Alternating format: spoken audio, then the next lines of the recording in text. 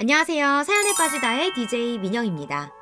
오늘 사연은요, 기막힌 방법으로 형님들의 괴롭힘에 대처한 그런 사연인데요. 오늘도 정말 흥미진진한 사연이니까 끝까지 들어주시리라 믿고 힘차게 시작해보겠습니다.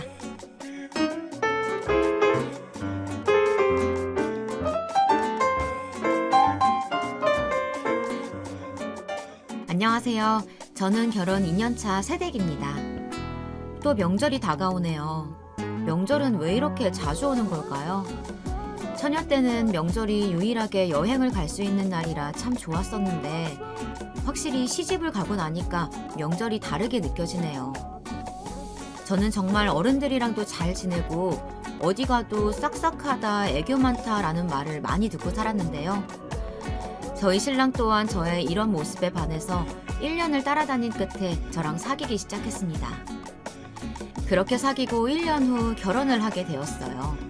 저희 신랑이 저보다 5살이 많다 보니까 얼른 결혼하고 싶어 했고, 저는 이곳이 고향이지만 타지 생활을 하던 신랑은 가족이라는 이름으로 저랑 묶이고 싶었었나 봐요. 저 또한 친구들이 1명, 2명 시집을 간다고 하니 오빠랑 결혼해야겠다 생각이 들었습니다. 제가 외동딸이라 외롭기도 했고요. 저희 부모님께서도 든든하고 저를 사랑해주는 남편의 모습에 결혼을 통해 가족이 되길 원하셨습니다. 솔직히 저희 신랑과 저는 아무 문제가 없었어요. 연애할 때도 정말 크게 싸워본 적이 없었고요. 신랑이 많이 봐준 부분도 있지만 저희 둘 다 성격이 마음속에 담아두는 성격이 아니고 화가 나거나 이해가 되지 않는 부분에 대해서는 꼭 풀고 넘어가는 성격이었거든요. 그렇게 화해하면 그걸로 끝. 정말 쿨하다면 쿨한 성격인데요. 저희 신랑의 식구들은 왜 다들 쫌생이에 어찌나 뒷담을 하시는지, 거기에 학벌 우월주의까지 정말 인생을 너무나 피곤하게 하는 사람들이더라고요. 그러면서 돈 앞에서는 한없이 작아지는 존재이고, 그렇게 둘이 친한 척 피만 안 섞였지 친자매랑 마찬가지다 하더니 돈 앞에서는 서로 욕하기 바쁘고 서로 험담을 저에게 서슴없이 하질 않나. 지금 생각해보니 정말 아침 막장 드라마 같은 형님들 때문에 제 결혼 1년차는 파란만장했습니다. 저희 신랑은 지방에서 알아주는 4년제 대학을 나왔어요. 저도 들어본 적 있는 대학교이고 신랑의 형들도 형님도 다 같은 대학 출신이더라고요. 그래서 대학 부심이 굉장히 심해요. 솔직히 저는 고등학교 졸업 후 바로 취업을 한 케이스거든요. 제가 하고픈 일은 미용이라 대학을 나올 필요도 없었고 기술을 배워서 실습만이 필요한 공부였죠. 어릴 때부터 손재주도 좋은 편이었고 이제 경력이 제법 쌓여서 신랑만큼 돈을 잘 벌고 있는 상태였는데요. 근데 여상을 낳았다는 게 마음에 차지 않으셨었나 봐요. 처음에 인사드리러 갔을 때도 신랑이 자리를 비우자 아가씨는 중학교 때 공부 못했었나 봐요. 뭐 학교에서 일진이고 이런 건 아니죠? 제 주변에 인문계를 못 간 사람이 없어서 인문계는 아무나 가는 거라고 생각했었는데 그것도 아닌가 봐요. 아니면 집안이 너무 어려워서 공부를 할 형편이 안 된 거야? 라고 우아한 척하면서 비꼬기 시작하더라고요. 그게 아니고요. 어릴 때부터 제 꿈이 헤어 디자이너였어요. 굳이 대학교를 진학하지 않아도 자격증 공부하고 실습해서 하루빨리 내 길을 찾는 게 좋을 거라고 생각했어요. 지금도 그 선택에 후회는 없고요. 그래요? 미용사인 거 들었어요. 그 학벌에 어떻게 우리 서방님 같은 분을 꼬셔서 결혼을 했어요? 제 주변에는 여상 나온 분이 없어서 무슨 공부를 했는지 모르겠네. 혹시 우리는 모르는데 뱃속에 아기라도 있는 거 아니에요? 사고 쳐서 결혼한다고 하면 이해가 가는데 요즘은 혼수로 아기 가진다는 말도 하잖아요. 이러다가 5개월 뒤에 아기 낳는다고 알리고 그러지 말아요. 우린 이해해요. 근데 형님이 1명만 있다면 좋았을 텐데 비극처럼 이런 형님이 2명이나 있더라고요. 이번엔 외국물 먹은 형님이 나타나셔서는 우리 서방님 얼마나 젠틀한 사람인데 설마 아가씨가 임신했다고 결혼까지 할까? 사고 쳐서 결혼하는 거라면 이해가 갈 것 같긴 하지만 아가씨는 영어 좀 해요? 우리가 주재원으로 나가서 살아서 어느 정도 영어를 해야 한번 놀러 올 건데.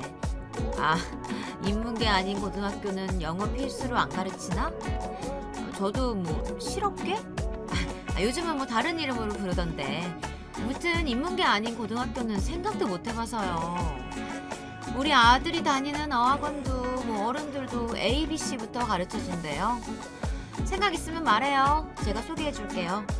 요즘은 대학은 기본으로 나오는 스펙인데 이제라도 공부할 생각은 없어요? 우리 서방님이랑 말 통하려면 대학은 나와야 할 텐데 나중에 아기가 크면 뭐라고 말할 거예요? 면전에 대놓고 여상 나온 너랑 대화가 안 될 것 같다는 말을 이렇게 돌려까기 시작하는데요. 정말 표정을 숨길 수가 없었습니다. 여러분이라면 이런 상황에 좋은 말이 나오겠어요? 전 정말 열받아 미치는 줄 알았습니다. 근데 부엌으로 들어오던 신랑이 좀 안 좋은 표정이니까 그제서야 잘 몰라서 그랬다.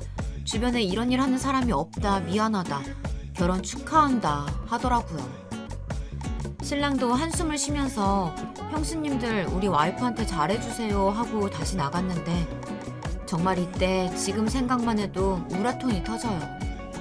솔직히 처음 만난 자리였고 저 또한 결혼이 처음이니 이런 만남이 처음이다 보니 무조건 참아야 한다라는 생각이 먼저 들었었거든요.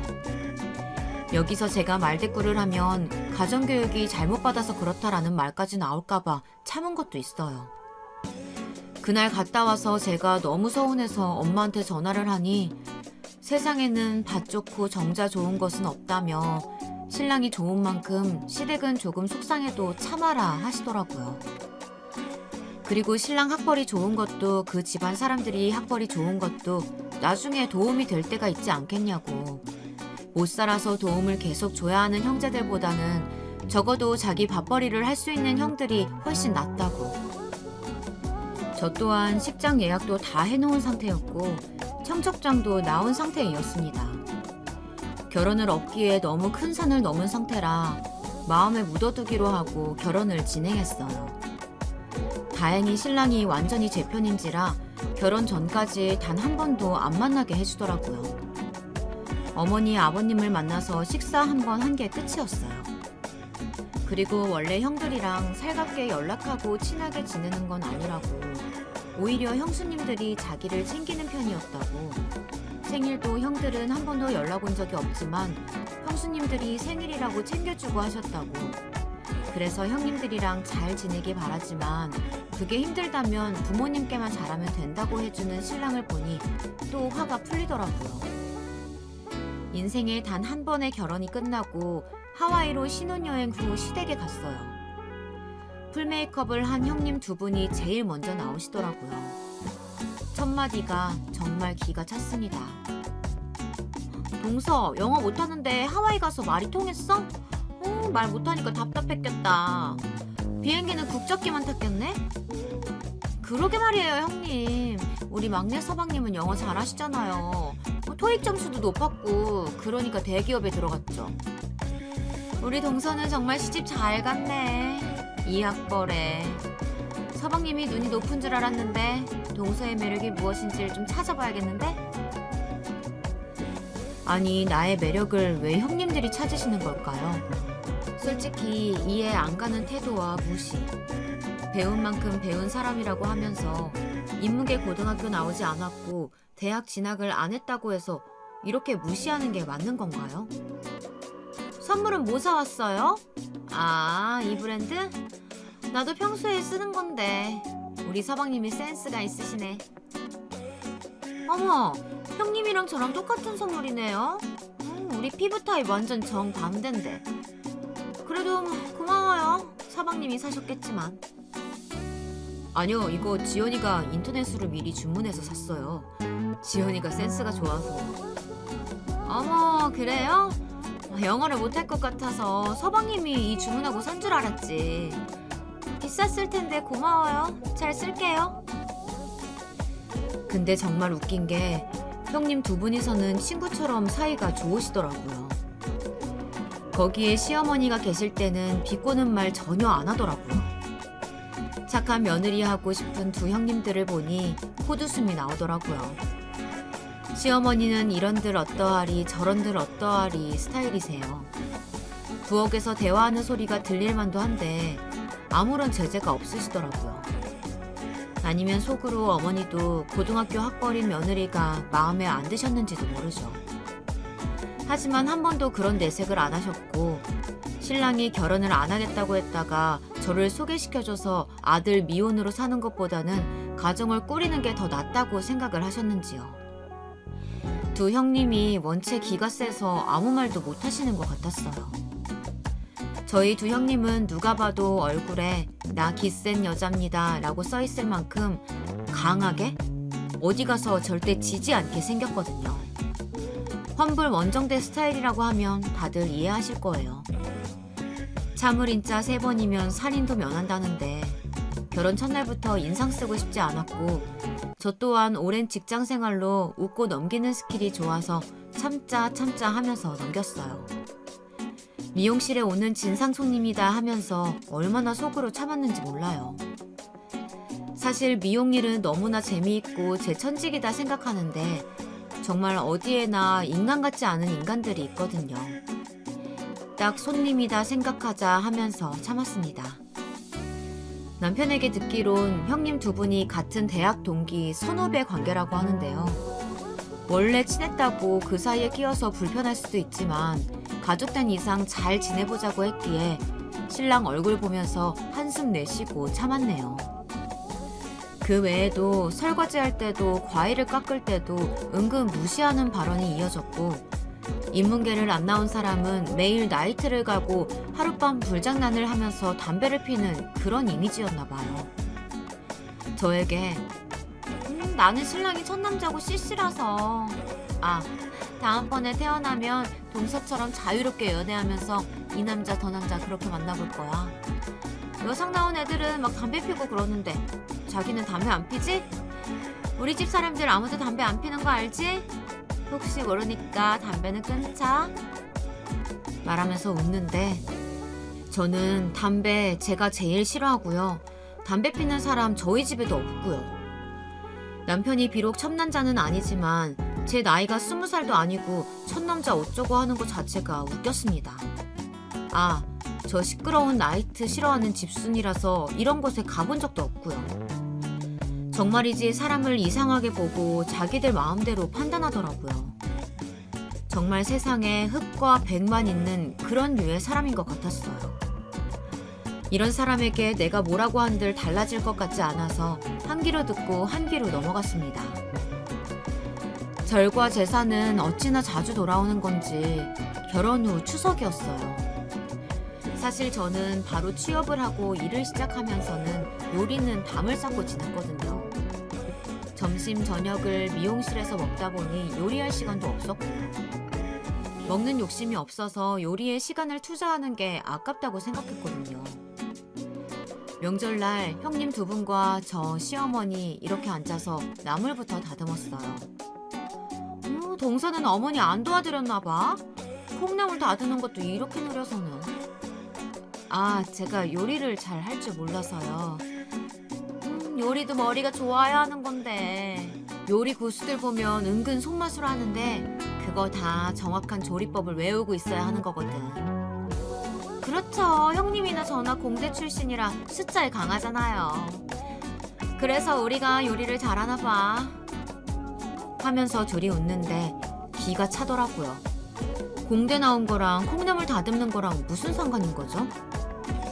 첫째 형님 집에는 초등학생 아들이 있었는데 명절에 할머니 집까지 와서 공부를 시키더라고요. 그러다 아이가 모르는 게 있는지 문제집을 들고 왔어요. 제게로요. 그러자 형님이 대뜸 아들 이런 거 잘 모를 거야. 몰라서 부끄러울 수도 있으니까 다른 어른한테 물어봐. 하더라고요. 아니 여상 나오면 초등학교 4학년 수학 문제도 모를까 봐요. 여상 나와도 분수 계산은 할 줄 압니다. 정말 어이가 없더라고요. 시어머니가 잠시 자리를 비우자 두 형님께서는 자기들만 아는 대학 얘기를 하더라고요. 그러다가 아, 동서 미안. 우리가 너무 대학 얘기만 했지? 대학 안 다녀봐서 모를 텐데. 우리가 미안하네. 그러게요. 우리는 그냥 하는 말인데 괜히 자격지심 가지고 그러지 말고 웃고 넘기자고요, 동서. 두 명이서 나를 두고 뒤로 까면서 말을 하는데 와, 정말 험한 욕이 목구멍까지 올라왔습니다. 그뿐만이 아니에요. 갑자기 저희 신랑 전 여친 이야기를 꺼내면서 그때 서방님 여자친구가 우리랑 같은 동문이었는데 CC하면서 얼마나 예쁘게 잘 사귀었는데 우리 서방님이 너무 쑥맥이라 그렇게 좋은 여자 놓쳐서 너무 아까웠어. 그렇죠, 형님. 제가 봐도 뭐 조건이나 외모나 우리 서방님한테 잘 어울리는 한 쌍이었는데 아, 서방님이 타 지역으로 발령받아서 정말 둘이 완전 예쁜 커플이었는데요. 저는 그 아가씨가 동서가 될 줄 알았어요. 그랬으면 우리 모두 동문이네요. 저도 신랑에게 전 여친 이야기를 듣긴 했었어요. 대학 2년 동안 CC였다고요. 여자친구가 먼저 취업을 했는데 다른 남자가 생겨서 헤어졌고 그 과정에서 마음의 상처를 많이 받았었다고요. 그래서 그 뒤로는 다른 여자 만날 생각이 전혀 없었고 결혼조차 할 생각이 없었다고요. 그 사실을 가족들 다 알아서 아무도 결혼하라고 나서는 사람이 없었다고 해요. 그런데 웃기게도 제 앞에서는 그런 얘기는 전혀 안 하고 그 전 여자친구의 조건에 대해서 자꾸 이야기를 하는 겁니다. 전 여친 집은 부모님이 부부 교사시더라. 처가도 잘 살아서 집안에 도움이 된다. 배운 집 아이라 그늘이 없다. 국문과 출신이라 문자를 보내도 참 말을 예쁘게 하더라 하면서요. 같은 대학을 나온 사람끼리 만나야 부부가 늙어서도 뭐 할 말이 많다나? 추억을 공유하는 게 많아서 좋다는 이야기들을 두 형님께서 저를 면전에 대놓고 하셨어요. 이걸 어떻게 이야기해야 하나 하다가 이번에는 참지만은 않고 저도 한마디 했죠. 그러게요. 그렇게 조건 좋은 분 만나서 먼저 취업하자마자 바람이 나서 저희 신랑이 정말 힘들었다고 하더라고요. 거기에 신랑이 연봉 높은 곳으로 취직했다는 소식 듣고 다시 연락 오고 했다고 하던데 너무 뻔뻔한 거 아닌가요? 저희 신랑이 그때 다시는 연애는 안 하려고 마음먹었는데 저랑 만나면서 결혼까지 생각했다고 하더라고요. 제가 어리고 예쁘긴 한가 봐요. 저희 신랑은 다시 그 여자친구 만나도 될 텐데 저를 1년이나 만나달라고 사정사정하면서 편지도 보내고 전화도 하고 밤길에 보디가드를 자처해서 데려다주고 제가 그런 정성에 넘어가서 결혼을 했네요. 조 형님은 잠시 말을 멈추더니 동서 기분 나쁘라고 한 말 아니니까 너무 신경 쓰지 마. 그냥 조건 좋은 여자가 들어오면 서방님도 혼자 버는 것보다 더 나을 거니까 그런 거지. 하시는데 저 미용사로 일한 지 8년. 고등학교 친구들 중 공무원 시험 봐서 하는 친구도 있고 초등학교 친구들 중에는 교대 나와서 교사하는 친구들도 있거든요. 그런 친구들 만나서 연봉 물어봐도 결코 제가 적게 버는 게 아닌데요. 정말 대학 안 나왔다는 이유로 이렇게 비난 아닌 비난과 무시 아닌 무시를 받으니 기분이 나쁘더라고요. 첫 명절을 보내고 집에 와서도 너무나 분이 안 풀리는 거예요. 직장에 가서도 일주일 동안 정말 일이 손에 안 잡히더라고요.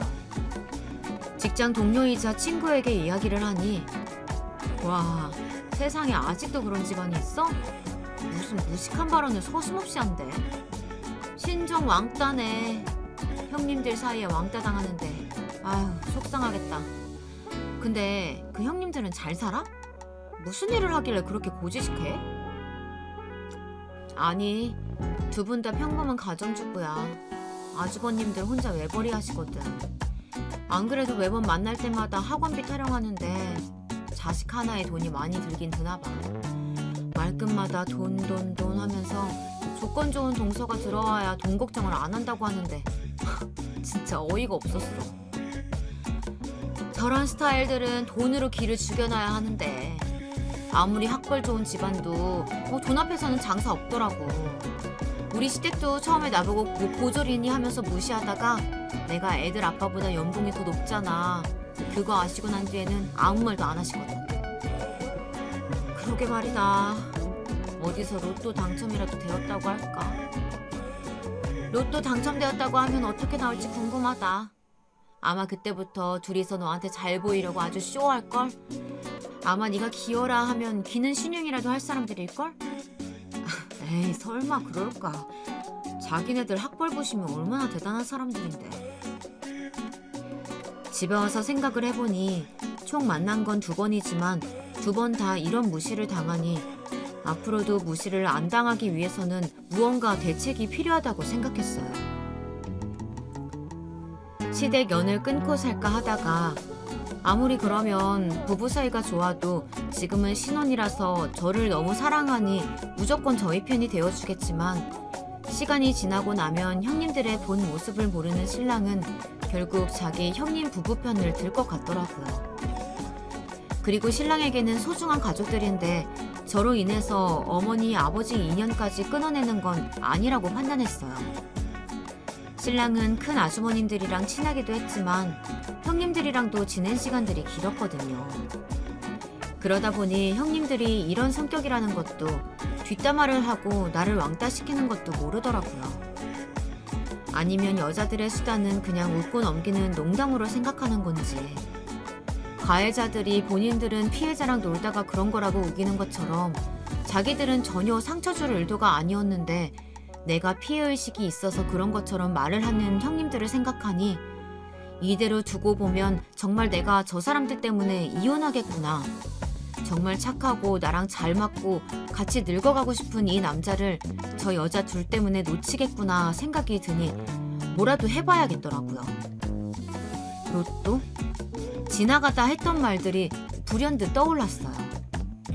안 그래도 며칠 전 어머님 생신이라고 식당 예약하고 선물 고르러 여자들끼리만 만나자고 해서 그 자리에 나가기로 했었는데요.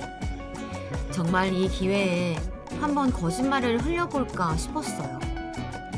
이날 또한 자기 둘이서 선물 선택을 끝내고 동서가 처음 하는 선물이니 반은 제가 내고 나머지 반은 두 형님께서 반반 부담한다고 하셨어요. 의견을 물은 게 아니니 통보였죠. 그리고는 저희 부부는 아직 애가 없으니 돈 들어가는 게 적지 않냐며 나중에 동서도 아기 낳으면 얼마나 애 앞으로 돈이 많이 들어가는지 모른다면서 제가 반 내는 것을 당연하다는 식으로 말하더라고요. 돈 이야기하는 걸 듣고 있자니 정말 친구의 말대로 돈에 비굴해지려나 생각도 들고 그렇게 여상 나왔다고 무시하는 나에 대한 태도가 어찌 변할지 너무나 궁금했습니다.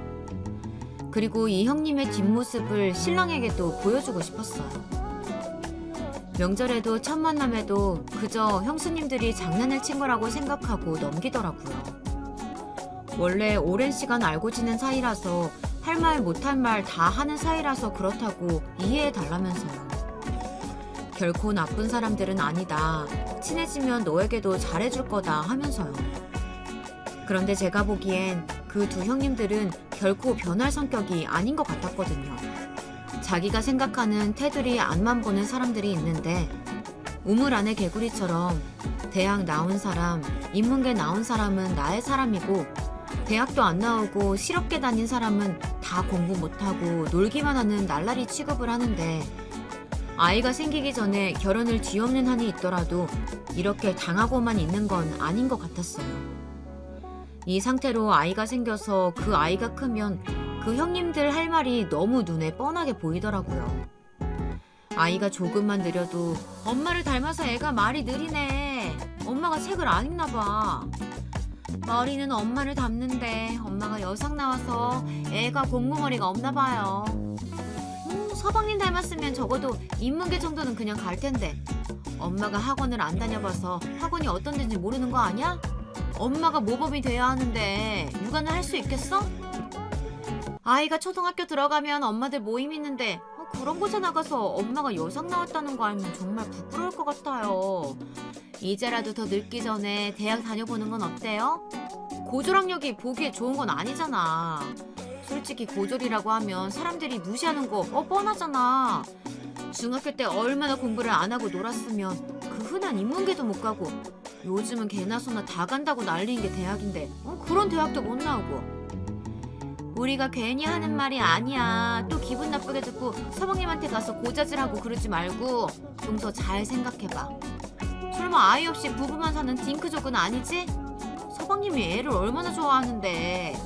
우리 애도 어릴 때 서방님이 얼마나 예뻐했는지 몰라.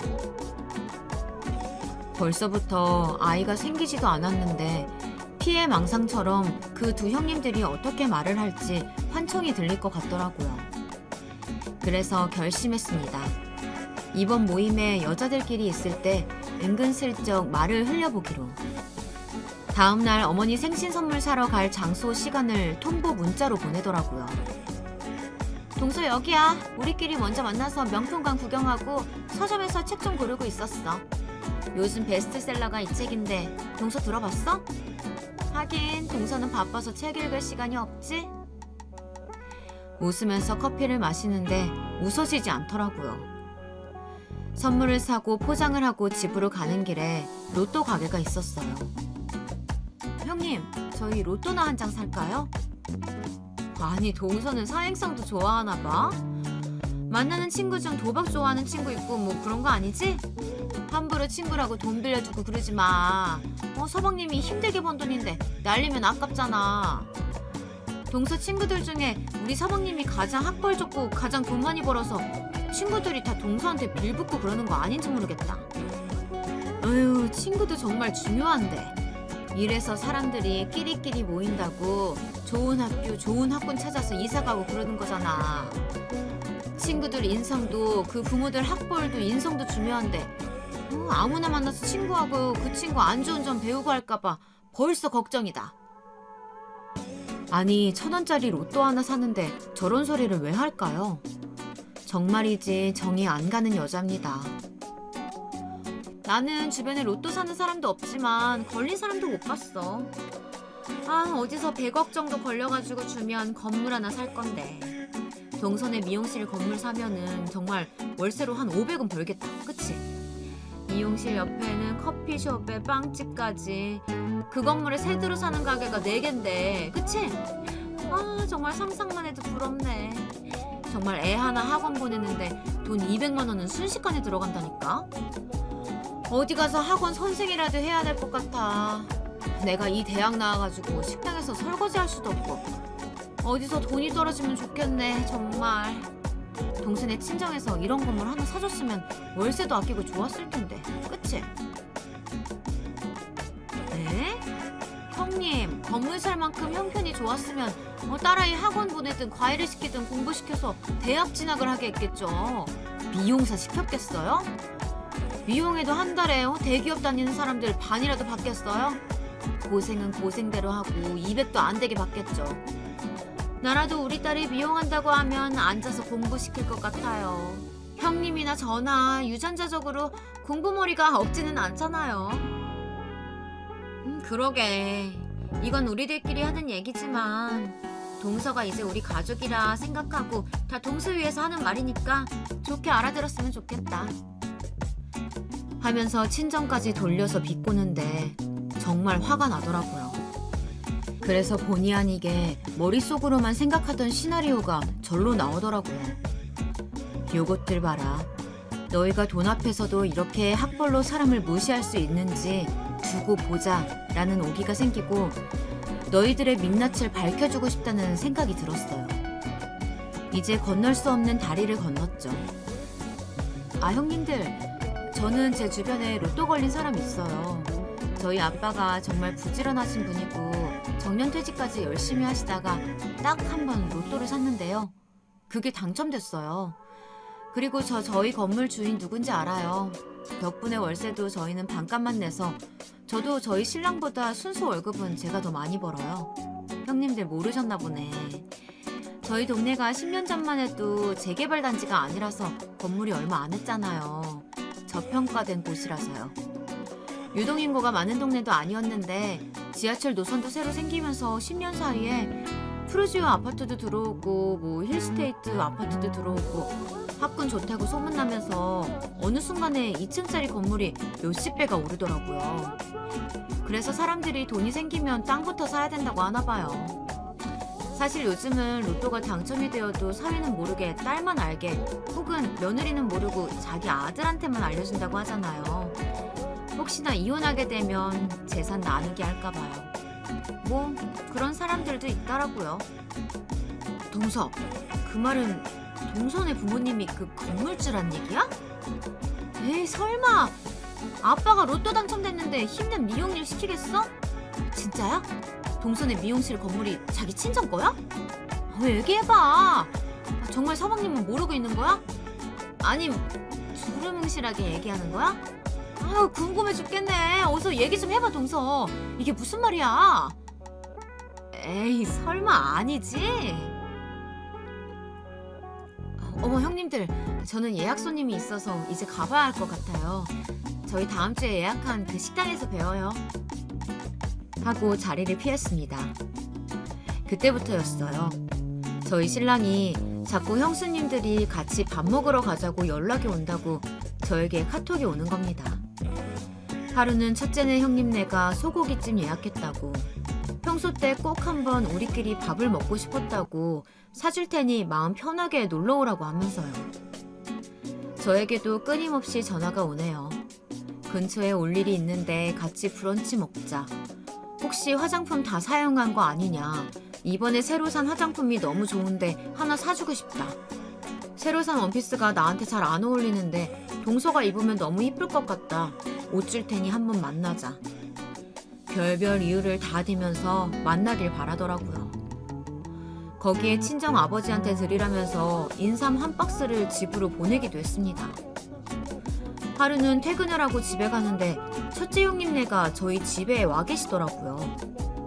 신랑도 퇴근하니 형이 찾아왔다면서 어이없어 하더라고요. 저는 그때 아이스박스 2개를 낑낑거리면서 들고 오는 형님을 보고 웃음이 나왔습니다. 그렇게 콩나물 하나도 못 다듬는다고 돌려서 비꼴 때는 언제고, 지금은 소고기 전부터 회, 매운탕에 삼색 나물까지, 거기에 신랑한테 들었는지 제가 좋아하는 호박식혜까지 어디서 구했는지 2통이나 사가지고 왔더라고요. 참고로 첫 명절 때 제가 좋아하는 음식을 묻길래 호박식혜 좋아한다고 했더니 나이는 어린데 시골 음식 좋아한다고 자기는 그런 음식이 있는 것도 처음 알았다고 비웃었는데 그걸 사왔더라고요. 정말 기가 안 차서. 음식을 다 먹고 나서 치우는데도 형님이 제 옆에 와서 다정하게 이름을 부르더라고요. 지연씨, 우리 이제 친언니 동생 하자. 나랑 성도 같은데 동서랑 친해질 시간이 필요한데 우리 자주 만날까? 자기가 외동딸이라서 언니가 없잖아. 내가 이 집안에서 유일하게 자기 편 되어줄게. 하는 겁니다. 아니 주변에 여상 나온 사람이 없어서 여상 나오면 다 날라리인 것처럼 말하고 초등학교 수학도 못 푸는 바보처럼 말할 때는 언제고 정말 기가 차더라고요. 저는 웃으면서 제가 배움이 형님보다 짧아서 저희가 친해질 수 있을까요? 저랑 너무 다른 삶을 살아서 저희는 잘 안 맞을 것 같은데요. 이렇게 말하니까 아니라면서 손사래를 치더라고요. 그러면서 자기가 다니는 한의원이 있는데 일하면서 집안일 신경 쓰고 힘들어서 안쓰럽다고 한약 한 제 해주시겠다는 걸 겨우 거절했습니다. 형님네가 가고 나서 신랑이 물어보더라고요. 왜 갑자기 형까지 동원해서 왔냐고. 형도 모른다고 하고 자기도 모른다고 대답했다고. 저는 그래서 기다려보라고 했죠. 일주일만 기다리면 다 이야기해주겠다고. 저희 신랑은 제가 말해준다고 하면 기다리는 성격이라, 아니면 대수롭지 않게 여긴 것 같아요. 그냥 형수님이 이제 마음을 열고 아내를 받아주는가 보다 착각을 한 거일 수도 있겠네요. 그 집 형제들이 다들 이런 부분에서 조금은 묻어난 것 같더라고요. 시어머님도 그런 성격이시고요. 저랑은 잘 안 맞죠. 좋은 게 좋은 거다 넘어가자 하는 분위기. 저 하나 참으면 다 잘 될 것 같은 분위기가 이리 거짓말까지 하게 만들었어요. 당하고만 있는 성격이 아닌 제 성격도 있지만 친정을 건드리면 그 어떤 딸이 참고 있을까요?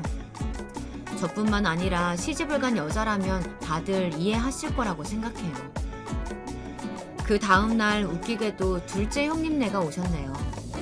하루 걸러 하루 형님들 방문에 비웃음이 났어요.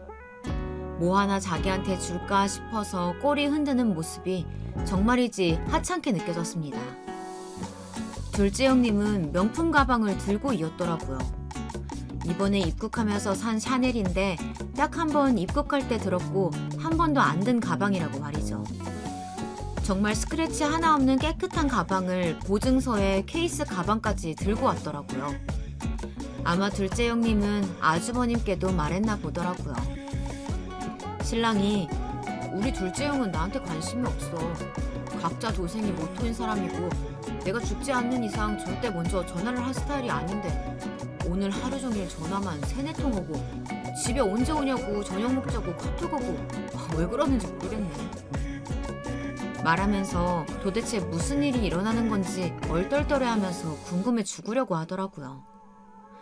둘째 아주버님이 이거 우리 와이프가 1년 동안 돈 모아서 산 건데 아무래도 40대 아줌마보단 30대인 젊고 예쁜 재수씨가 들면 더 예쁠 것 같아서 내가 주라고 했어요.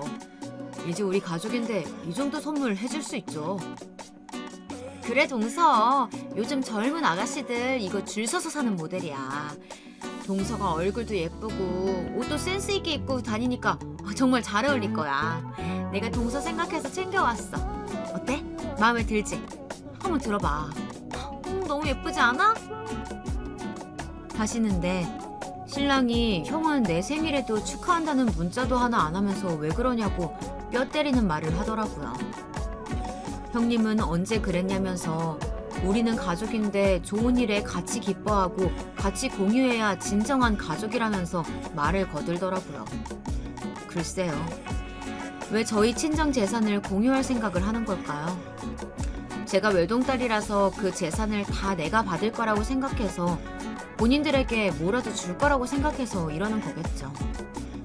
사람을 그렇게 무시할 때는 언제고 말이죠.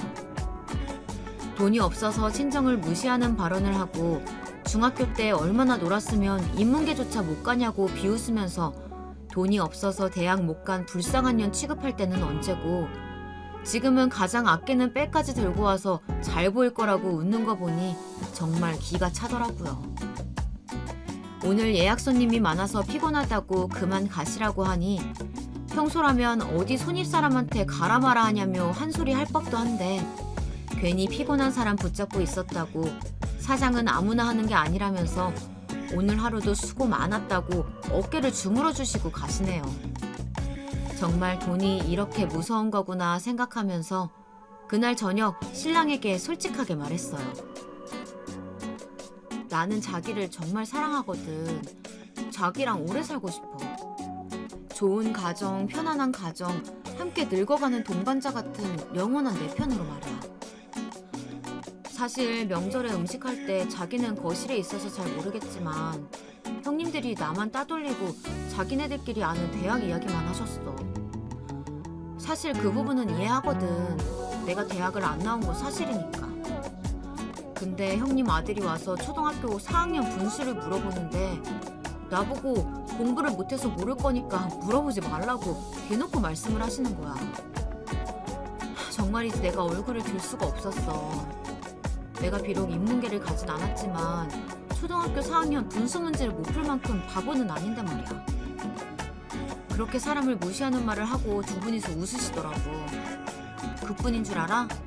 친정이 못 살아서 공부를 안 시켜서 내가 미용 일을 한다고 하시는데 나는 어릴 때부터 친구들 머리 만지는 것도 좋아하고 사람 만나서 일하는 것도 좋아했어. 오빠도 내가 이런 성격이라서 좋아하게 됐다고 했잖아.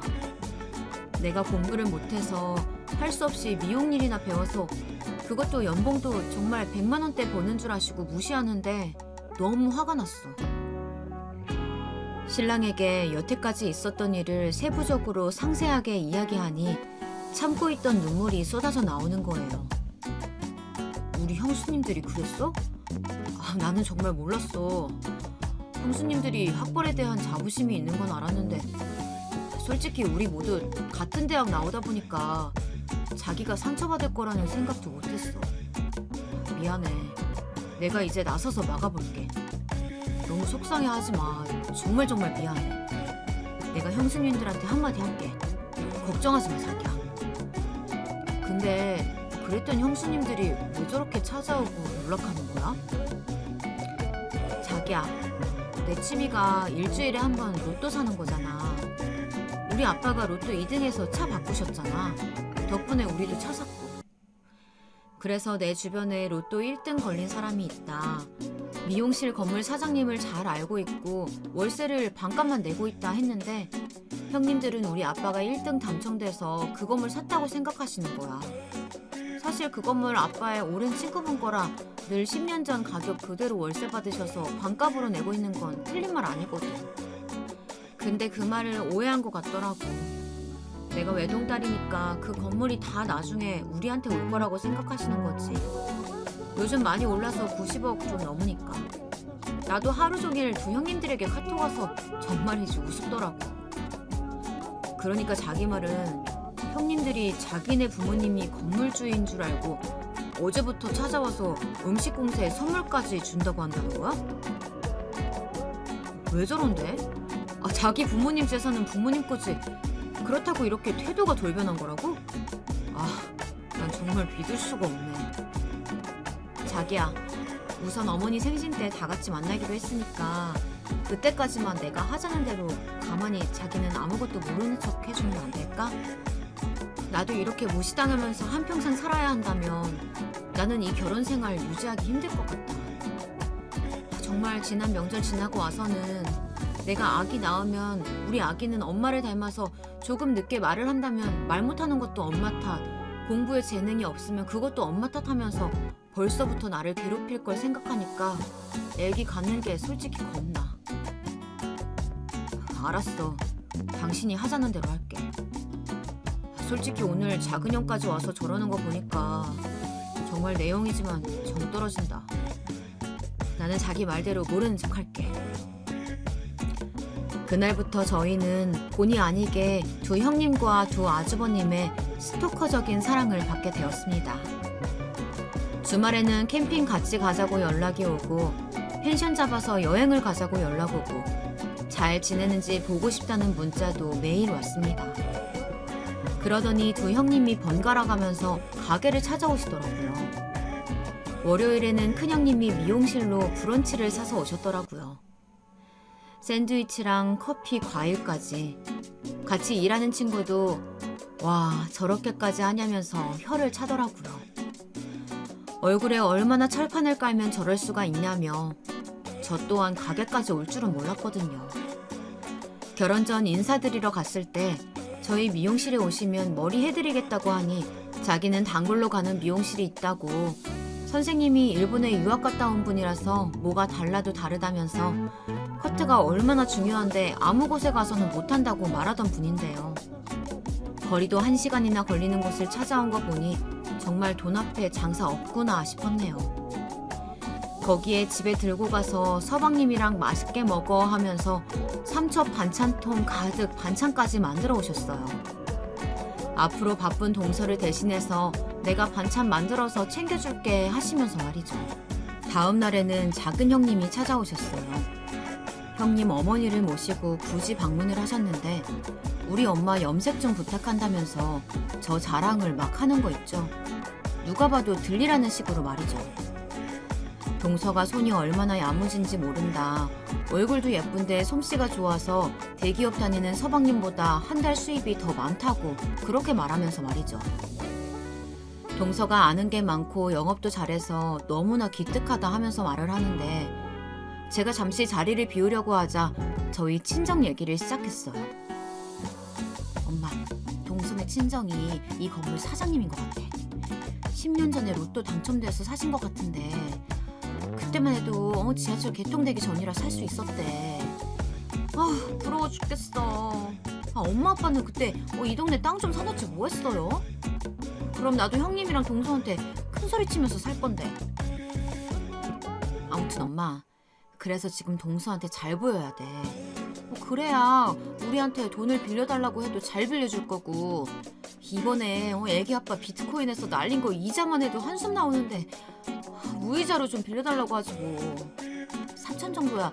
동서네는 아직 아이도 없고 친정도 건물주니까 쉽게 빌려줄 수 있는 돈이잖아. 애들 아빠도 말 꺼내니까 좋아하는 분위기였어. 이럴 줄 알았으면 처음부터 완전 내 편으로 만들어서 잘해줄 건데. 진짜 아쉬워 죽겠네. 그래, 동서를 너희 부부 편으로 만들면 시댁에서 입지도 더 좋아질 거고. 아니, 이서방은 한번 주식해서 돈 날려서 반성하더니 또 그런다니? 아휴, 너희 시어머니는 아시니? 아들이 매번 주식으로 돈 날리고 매달 마이너스인 거? 엄마가 돈 빌려주는 것도 이번이 마지막이야. 동서한테 잘 말해보든가. 엄마는 이제 모르겠다. 알겠어, 엄마. 걱정 마. 남편도 동생 덕 좀 보자고 생각하고 있어. 어이가 없더라고요. 아주버님이 비트코인에서 돈을 날려버린 것도 처음 듣는 이야기였지만 우리가 왜 돈을 빌려주나요? 우리가 왜 언제 받을지도 모르는 돈을 빌려준다고 혼자 북치고 장구치는 건지. 거기에 형님뿐만 아니라 둘째 아주머님까지 그런 생각을 하고 있다는 게 너무나 기가 찼습니다. 동생이 자취하고 힘들 때 용돈 한 번 줘본 적 없는 형이라더니 동생에게 돈 빌리는 걸 아주 쉽게 생각하더라고요. 잠시 후 월의가 끝나고 돈 안 받겠다고 하니 다음부터는 안 받아도 된다면서 굳이 어머님께서 계산을 하시고 가셨어요. 그러면서 제 두 손을 잡으면서 우리 아이랑 좋은 관계가 되면 좋겠다. 머리색이 너무 마음에 든다. 친구들에게도 많이 홍보하겠다. 우리 자주 보면서 단골 하겠다. 사이좋게 지내자 하면서 둘째 형님과 어머니가 나가셨죠. 혼자만의 착각을 가지고 가는 걸 보니 웃음이 났습니다. 제가 진짜 건물주의 딸이라도 절대 그 사람들에게 돈을 빌려주는 멍청한 짓을 하진 않죠. 그 누가 자기를 그렇게 무시하는 사람에게 돈을 빌려주나요? 차라리 불쌍한 미혼모 가정이나 돕는 게 훨씬 나은 일이죠. 그동안 전화는 40통에 문자와 카카오톡은 셀 수 없을 정도로 많이 왔습니다. 안부를 묻는 전화에 언제 시간이 되느냐, 밥 먹자, 같이 마사지 받으러 갈래? 등등. 선물하기에 커피 쿠폰에 치킨 향수까지 정말이지 진절머리가 나더라고요. 드디어 대망의 날이 다가왔어요. 어머니 생신이라 어머니 오시기 전에 저희끼리 먼저 모였어요. 식당에 들어서자 큰형님이 먼저 아는 체를 하시더라고요. 동서, 오늘 옷 너무 잘 어울린다. 그때 내가 사준 원피스는 안 입고 왔구나. 내가 동서 생각해서 일부러 사다 준 옷인데. 다음에 좋은 자리 있을 때 입어? 동서 하얀 피부랑 너무 잘 어울릴 것 같아. 그리고 우리 다음엔 같이 쇼핑 가자. 내가 잘 안 하는 가게가 있는데 이번에 신상이 너무 예쁘더라고. 다음 달에 동서 생일이라면서 내가 하나 사줄게. 시간만 내줘. 어머, 형님, 막내 동서한테 원피스 하나만 사줬나 봐요? 저는 이번에 새로 산 가방이 젊은 사람이 들면 더 이쁠 것 같아서 동서한테 선물로 줬어요. 오늘은 다른 가방 메고 왔네? 오늘 입은 옷에 내가 사준 백 메고 왔어도 너무 잘 어울렸겠다. 서로 선물한 걸 알아서 밝히니 남편도 저도 웃음밖에 안 나오더라고요. 그러면서 둘째네는 그렇게 막내 동서 욕을 하더니 그새 미용실까지 갔다 왔냐면서. 막내 동서가 긴장해서 좀 안 웃을 수도 있지. 근데 그걸 보고 가정교육이 잘 되었니 어쨌니 배운 게 없어서 그렇다고 말할 때는 언제고 그러냐더군요. 어머, 제가 그런 말을 했다고요? 저는 그런 말 한 적 없는데. 큰형님이야말로 주변에 여상 나온 사람 없다고 하면서 공부 못해서 미용한다고 뒷담 하셨잖아요. 저는 동서가 손재주 있는 걸 알았어요. 그래서 엄마 모시고 미용실 간 거예요. 근데 진짜 잘하더라고요. 형님은 그 가던 그 가게만 가시죠? 저는 이번에 동서 가게에서 펌 예약까지 하고 왔답니다. 아니, 무슨 말을 그렇게 해? 누가 보면 내가 동서 엄청 괴롭힌 줄 알겠어. 동서, 우리 다 농담으로 한 말에 상처받은 거 아니지?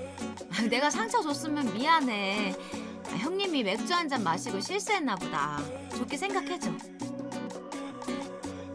하긴 큰형님이 술만 마시면 헛소리를 좀 해요. 늘 사건 사고는 큰형님이 담당이죠.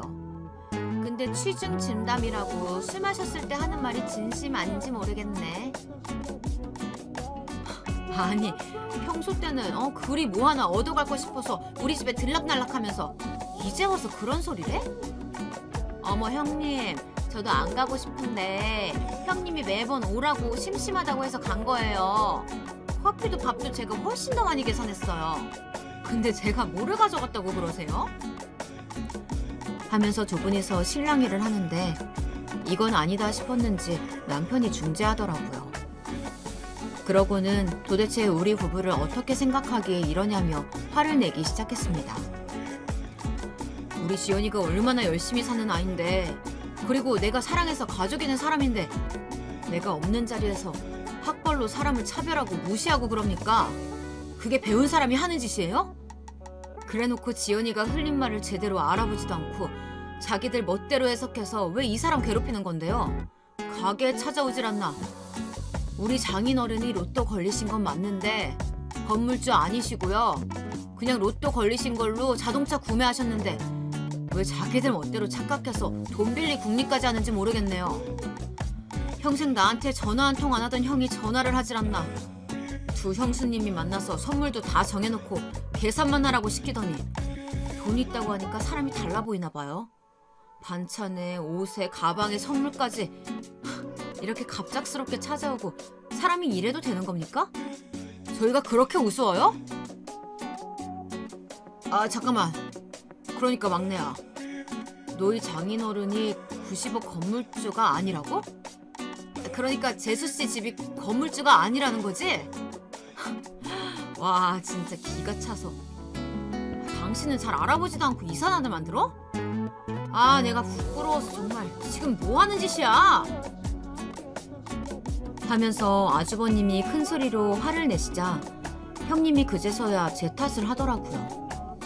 아니 내가 언제 동서에게 돈 빌려달라고 했느냐. 그리고 왜 그때 월세도 반값만 낸다고 하고 아버지가 로또 걸린 것처럼 얘기하지 않았냐. 그때는 아무 말도 안 하더니 이제 와서 왜 그러냐면서 제 탓을 하기 시작하는 겁니다. 또 다른 형님도 진짜 여우 같은 게 집안을 다 못 먹이려고 작정했네. 우리 가지고 놀았어? 놀았냐고.